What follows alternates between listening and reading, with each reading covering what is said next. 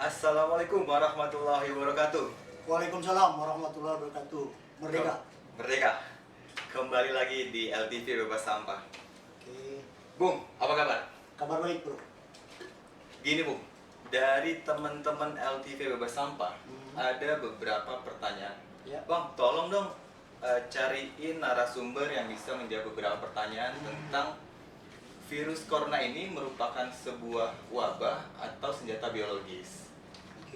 Oke, jadi pertanyaannya adalah kalau misalkan ini menurut beberapa para ahli ya, jadi beberapa para ahli ini berpendapat bahwa virus corona ini merupakan sebuah senjata biologis. Ada juga yang bilang bahwa virus corona ini merupakan sebuah wabah.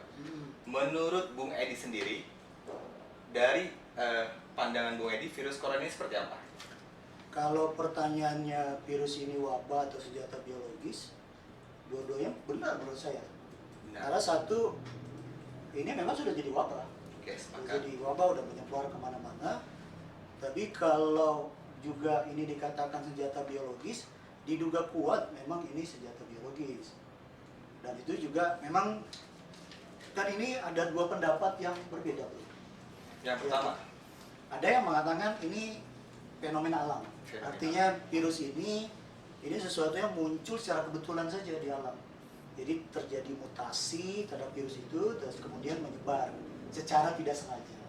Tapi ada juga para ahli yang bilang kalau virus ini memang hasil rekayasa dari lab yang kemudian disebarkan. oke, berarti dengan tujuan tertentu. kalau rekayasa ini berarti tidak terjadi dengan sendirinya Iya. di alam. Tidak terjadi dengan sendirinya. Ini misalnya ada beberapa ahli yang misalnya bilang ya, itu diantaranya ada profesor ya, Profesor Chi Taipang, itu dari Taiwan National Institute. Dan kemudian juga ada Rashid Uttar, ini dia meneliti sebuah jurnal penelitian tentang corona. Dari Karol Yang, ya kalau nggak salah ya? ya betul. Yang kalau kita simpulkan dari data-data dan yang mereka temukan ya, ini virus ini memang nggak biasa. Virus COVID-19 ini nggak biasa. Jadi kalau menurut mereka itu, kalau ini mutasi alam, harusnya nggak seradikal itu. Karena ini ada penambahan 4 asam amino di virus ini.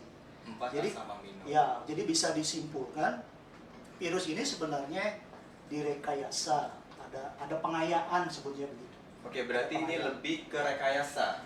Ada rekayasa lab. Jadi ada campur tangan manusia. Itu bukan murni mutasi atau secara kebetulan muncul di alam. Itu bro. Oke, kalau memang ini sebuah rekayasa, Ya. memungkinkan tidak terjangkitnya virus ini atau menyebarnya virus ini ada konspirasi di dalamnya? Ada konspirasi di dalamnya, ya memungkinkan. Kalau ini rekayasa, memungkinkan sekali ada konspirasi di dalamnya. Oke, sebelum Tapi kita yang jelas gini sih menurut saya, memang sekarang ini di saat-saat seperti ini ya, saat-saat seperti ini kan bisa dibilang nih masa-masa kritis. Oke. Masa-masa kritis ini pentingnya kita juga berpikir kritis. Pentingnya kita berpikir kritis karena informasi juga simpang siur. Ada yang tadi bilang ini fenomena alam, kejadian yang secara kebetulan di alam. Ada yang bilang juga ini senjata biologis, konspirasi, dan mereka juga punya fakta-fakta, punya dokumen-dokumen. Jadi nggak sembarangan mereka menyampaikan informasi itu. Jadi pentingnya kita untuk berpikir kritis. Artinya kita juga sendiri harus menggunakan nalar kita. Nah masalahnya kan secara psikologis ya, ini kecenderungan manusia. Itu di psikologis itu ada namanya kognitivis. Kognitivis itu kenyamanan kognitif. Artinya kecenderungan orang itu dia lebih suka menerima sesuatu begitu saja. Dan dianggap itu baik, dianggap itu benar, hanya karena itu sering dia dengar. Karena familiar gitu dia. Dan ini kan banyak sekali pemberitaan-pemberitaan yang istilahnya bisa bikin kita takut juga. Jadi dari pemberitaan-pemberitaan yang membuat sebuah ketakutan, berarti ada dampak yang dihasilkan. Nah, menurut Bung sendiri, seberapa dahsyat sih atau seberapa hebatnya dampak yang dihasilkan dari adanya virus corona ini? Dampaknya luar biasa. Sebenarnya virus ini menurut para ahli ya, dan kalau kita pakai pikiran rasional ya, sebenarnya menurut saya juga tidak terlalu berbahaya. Menurut saya tidak terlalu berbahaya berdasarkan pikiran rasional dan juga berdasarkan pendapat banyak ahli.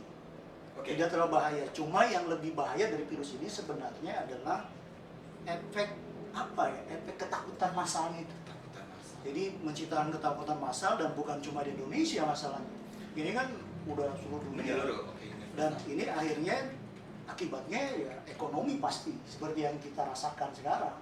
Oke, berarti ketakutan massal, kemudian ekonomi Iya, yang iya. tiba-tiba turun drastis, Iya. berpengaruh tidak atas pemberitaan-pemberitaan yang media hari ini melakukan pemberitaan bahwa virus corona adalah sebuah virus yang mematikan, terus Iya. akhirnya pemerintah mengambil langkah-langkah protektif dengan salah satunya adalah menjaga jarak, kemudian tidak bekerja di luar rumah, Iya. kemudian selalu menjaga kebersihan. Iya. Itu langkah tersebut dilakukan dalam upaya apa? Ya upaya kan kalau yang kita pahami upaya untuk membatasi penyebaran virus ini. Cuma memang kalau kita lihat di Indonesia kelihatannya dengan apa yang sudah berjalan sekarang karena tetap masyarakat itu ramai kalau kita lihat di jalan dan kelihatannya memang tetap terjadi itu penyebaran itu. Tetap terjadi. Cuma gini ya, kalau kita mau berpikir rasional ini berdasarkan data yang perlu kita olah sendiri gitu ya. Kita perlu olah sendiri. Sebenarnya angka kematian di dunia itu memang tinggi. Oke, Bahkan di berarti Indonesia juga tinggi loh. Indonesia tahu nggak per hari itu angka kematian berapa? kalau saya coba lihat di Wikipedia itu kurang lebih 1.600-an ya per hari. Enggak. Oh, nggak sampai. Maksudnya angka kematian apa nih? Angka kematian menyeluruh. Maksud saya angka kematian sekalipun tidak ada COVID ya, sekalipun tidak ada COVID-19 ini sebenarnya tetap terjadi di ya. Indonesia itu ada 5.000 per hari angka kematian, Oh, angka itu- kematian biasa. Karena Indonesia ini kan per tahunnya ya sekitar 1,8 juta. Nah kalau di dunia itu 8,5 per 1.000 populasi. Jadi setiap 1.000 populasi itu ada 8,5 yang meninggal. Jadi kalau ada 7,7 miliar penduduk dunia hari ini, berarti itu tahun ini berkiraan mungkin sekitar 63 juta orang yang akan meninggal, walaupun tanpa COVID. Oke, selama ini kan media mengekspos bahwa kematian di pandemi COVID ya, di tengah kematian yang terjadi di tengah pandemi COVID ini adalah efek daripada virus corona. Iya. Dan itu menjadi sebuah ketakutan Iya, yang akhirnya pemerintah, yang saya pikir hari ini ya, kebijakan pemerintah untuk lockdown itu masih setengah-setengah. Menurut Bung itu gimana sendiri? Menurut saya sih agak nanggung ya, agak nanggung. Tapi ya kita harus respect sama Respect, apa yang oke. diputuskan pemerintah dan kita mendukung. Karena ini agak nanggung kalau mau dibilang menghentikan penyebaran juga karena masyarakat masih cukup interaksinya masih cukup ramai ya, penyebaran sepertinya akan terus terjadi. Jadi agak nanggung sih sebenarnya. Tapi gini ya, kalau berkaitan tadi ke masalah angka kematian tadi, dan kenapa saya bilang virus ini menurut saya ya tidak berbahaya, karena memang ada beberapa penelitian misalnya satu penelitian di Singapura ada penelitian waktu itu pernah disampaikan di Dortin ya kalau nggak salah ya, Ya. Dortin University. itu dari dari Australia. Di Australia. Ya, dari Australia juga ada penelitian dari Doherty Institute, Doherty Institute itu dari Australia. Itu disampaikan kalau mereka itu penelitian mereka ya. Jadi ketika mereka meneliti orang yang sudah suspeknya sudah terkena virus, mereka lihat respon tubuhnya kayak apa. Oke. Jadi respon tubuh si penderita COVID-19 ini itu dia punya respon yang sama ketika orang flu. Jadi sel-sel imun yang keluar yang memerangi virus ini itu sel-sel yang sama dengan sel-sel ketika orang kena influenza. Dan itu juga senada sama yang disampaikan penelitian di Singapura. Dia mengambil sampel dari beberapa inilah ya, penelitian dari beberapa yang sudah terjadi di beberapa negara, termasuk yang di Singapura itu sendiri. Mereka menyimpulkan kalau virus ini satu jelas buat mereka, kata mereka, clear buat mereka bahwa virus ini berbeda dengan SARS. Artinya tidak berbahaya SARS. Dan juga virus ini menurut mereka lebih dekat kepada influenza. Dilihat dari mekanisme transmisinya. Itu lebih dekat pada influenza. dan gejala-gejala yang muncul juga di kebanyakan orang yang suspek ya, itu juga gejala-gejala ringan biasa seperti flu biasa. Oke, berarti dari gejala-gejala ini berarti kan harus ada vaksinasi ya kan? Nah, kalau yang saya coba dengar atau kemarin sempat dibaca ya kan, bahwa vaksin ini itu datangnya malah dari negeri Paman Sam ya. Oh gitu. Bisa jadi. Saya malah ya ada sih berita-berita seperti itu ya. Tapi menurut saya memang sikap kritis itu perlu. Dulu kan kita ingat pernah ada flu burung ya. Oke. Flu burung itu kita punya tokoh yang bisa dibilang kritis sekali waktu itu. Menteri Kesehatan kita waktu itu. Kalau nggak salah nama Siti Fadila. Siti Fadila. Siti Fadila itu termasuk orang yang kritis. Dia tidak mau terima begitu aja. Akhirnya di penjara kan Pak ya, kalau nggak salah ya? Ya akhirnya memang ya di penjara. Dan ini kita kenang Siti Fadila ini sebagai tokoh yang bisa mereformasi WHO. Karena waktu itu beliau ini sempat membongkar kalau di situ ya di kasus flu burung itu memang ada apa ya, ada semacam ya skema Pak. Iya, membongkar skandal lah waktu itu ya antara WHO dan Amerika seperti itu.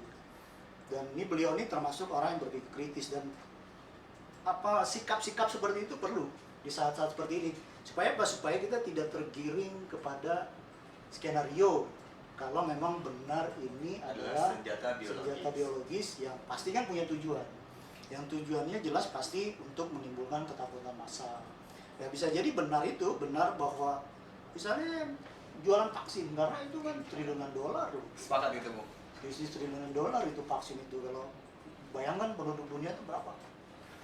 7,7 miliar. 7,7 miliar. Dan itu terus kalau divaksin kan nanti ada lagi anak bayi-bayi baru lahir juga divaksin terus itu bisnis triliunan dolar memang. Oke, kita tidak akan panjang lebar membahas sebenarnya siapa sih dalang dibalik hadirnya virus corona ini? Iya, sebenarnya sih kalau ngomongin dalang ya, menurut saya cepat atau lambat pasti kelihatan. Sebenarnya sekarang data-data juga udah banyak. Data-data informasi kita bisa lihat kok di internet tuh kita juga punya, cuma kan kita nggak bisa lah publish begitu ya. Nanti kontroversial gitu. Ya. Tapi kita juga punya. Intinya kan kita harus melakukan penyelidikan sendiri. Sepakat. Supaya sikap kita itu tepat. Kalau kita takut, ya kita takut karena pengetahuan. Kalau kita bersikap beraninya juga karena pengetahuan. Jadi nggak cuma ikut-ikutan gitu tadi. Oke, Bung. Terakhir, Bung. Taruh saya tambahkan juga ini masalah data-data ya. Misalnya kayak kasus TBC. TBC, oke. Kalau kita ngomongin TBC. TBC itu per 30 detik itu satu orang terinfeksi TBC di Indonesia. Jadi kita udah ngomong berapa detik dari tadi? Hampir Nah, itu 10 bayangkan menit, berapa orang yang terinfeksi. Karena datanya per 30 detik itu satu orang. Satu orang. Dia ini lebih daripada virus corona sebenarnya. Dan orang yang meninggal per jam itu 13 loh kalau TBC. Ya. Per jam. Per hari berapa itu? 13 per jam. Terus kalau misalnya kita ambil contoh lain ya, terkait angka kematian ini. Angka kematian karena kecelakaan misalnya. Di Indonesia itu juga per 1 jam itu 3 orang meninggal karena Per 1 jam 3 orang kecelakaan meninggal di jalan. kecelakaan. Apakah itu tabrakan motor, apakah misalnya ditabrak kereta lagi naik motor ya, atau dia nabrak tiang listrik misalnya kayak gitu. Itu per 1 jam itu ada 3 yang meninggal. Malah kalau data di dunia ya, menurut WHO, itu per 24 detik satu orang meninggal karena kecelakaan lalu lintas. Tapi apakah itu kemudian kita menyimpulkan bahwa motor itu berbahaya atau jalanan itu berbahaya atau mobil itu berbahaya? Kan nggak juga, nggak begitu. Sepakat. Ini memang bisa dilihat ya, maksudnya bisa kita katakan ini sebenarnya karena ada dibikin heboh. Sebenarnya dibikin heboh sehingga ada tercipta kepanikan massal. Sebenarnya sih tadi virusnya tidak terlalu berbahaya ya, kalau mungkin salah kalau kita sebut tidak mematikan ya, takutnya salah. Walaupun ada juga ahli yang bilang kayak misalnya Dr. Indro Cahyo, itu kan banyak sekali dia sosialisasi tentang COVID-19 ini. Malah menurut beliau ini kita udah pasti terpapar. Dan cuma menurut dia juga virus ini lemah sebenarnya. Kalau di luar tubuh itu bahkan cuci tangan pakai sabun tuh udah mati. Kalau di dalam tubuh ya paling 14 hari selesai. Ada juga misalnya pendapat dari ada seorang dokter ya dari Al Azhar Kairo itu. dia syekh juga itu, dia pernah ceramah di salah satu pesantren ya. Dia sampaikan kalau virus ini secara zatnya sebenarnya tidak mematikan. Jadi senada ya, banyak pakar yang senada tentang itu, termasuk Rashid Butar tadi itu, senada juga. Bahwa secara zat ini memang virus ini tidak mematikan. Cuma ini yang menjadi persoalan, dia jadi kayak angka kematian dunia yang memang sudah tinggi, yang 1 tahun itu bisa 63 juta tahun ini ya, proyeksinya, kematian termasuk di Indonesia itu 5.000 per hari, angka kematiannya, itu jadi terlabelkan mati karena corona. Itu karena penelitian di Italia ya, waktu itu sedang tinggi-tingginya, saya nggak ngikutin lagi sekarang Italia paling tinggi atau enggak. Waktu itu kan sempat paling tinggi ya kematian. Penelitian di Italia 99% lebih angka kematian karena COVID-19 ini itu karena penyakit bawaan, karena ada penyakit bawaan. berarti komplikasi. Iya, ada penyakit bawaan. Cuma kan karena virus ini cepat nyebar, jadi harusnya dia judulnya mati karena jantung misalnya. Tapi kan akhirnya jadi mati karena Corona. Kan Ini akhirnya begitu. Ini yang mati terlabelkan sebenarnya. Iya, mati terlabelkan. Jadi begitu. Sehingga ya gitu deh. Sehingga dampaknya begitu. Oke, Bung. Ini kita karena durasi juga, Bung ya. Jadi Iya, oke.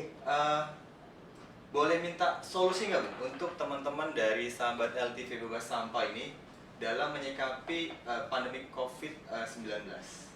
Kalau solusi ya. Solusi sih mereka tidak merasakan ketakutan, kepanikan dan lain intinya sih kita harus jadi orang yang independen. Independen itu artinya dalam bersikap itu kita mengandalkan nalar kita sendiri. Nggak misalnya apa sih ikut-ikutan gitu, takutnya ikut-ikutan, beraninya ikut-ikutan, tapi dia nggak memproses dengan nalar dia sendiri informasi yang diterima itu. Jadi kita perlu berpikir kritis itu tadi. Itu satu solusinya supaya kita independen itu. Kemudian juga ya tentu saja kita kalau sebagai warga negara yang baik ya, kan pemerintah juga pasti punya informasi, punya data. Mereka juga punya mengambil kebijakan-kebijakan itu pasti ada berdasarkan pertimbangan-pertimbangan tertentu ya.